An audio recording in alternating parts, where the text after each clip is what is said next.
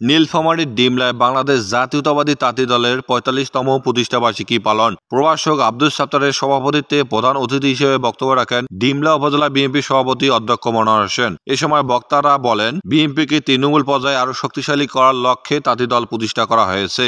বাংলাদেশে আধুনিক শিল্প কারখানা গড়ে উঠেছে, কিন্তু গ্রামীণ ঐতিহ্যবাহী তাঁত শিল্প বিলুপ্তর পথে। গ্রাম পর্যায়ে তাঁত শিল্পের প্রচলন ধরে রাখাই আমাদের তাঁতি দলের মূল লক্ষ্য ও উদ্দেশ্য। আমার নেত্রীকে তুমি করেছো বাড়ি ছাড়া, ঘর ছাড়া।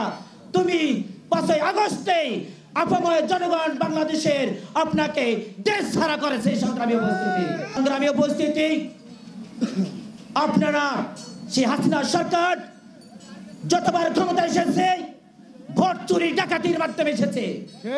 কোন প্রকার গণতন্ত্র পরীক্ষা নির্বাচন হয় এইরকম পরীক্ষায় তিনি আসেনি। সম্মানিত বন্ধুগণ, আমাদের জীবনমানের উন্নয়নের প্রয়োজন।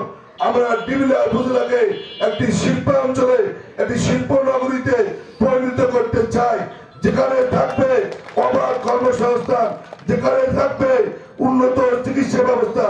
এ সময় নীলফামারী জেলা তাঁতি দলের সভাপতি শাহজাদা মুক্তি বলেন, আমাদের তাঁতি দল নিয়ে যারা ষড়যন্ত্র করতেছেন তাদেরকে উচিত জবাব দেওয়া হবে। যারা তাঁতি দলকে নিয়ে কূটনীতিমূলক আলোচনা করতেছেন বা করতেছেন তাদেরকে হুঁশিয়ার দিয়ে জানাতে পারি যে আজাদ ভাইয়ের নেতৃত্বে, হাজী মুজিবুর রহমানের নেতৃত্বে তাঁতি দল এগিয়ে যাচ্ছে এবং এগিয়ে যাবে। এরপর বর্ণাঢ্য র্যালির মাধ্যমে পুরো ডিমলা শহর প্রদর্শন করে তাঁতি দলের নেতাকর্মীরা।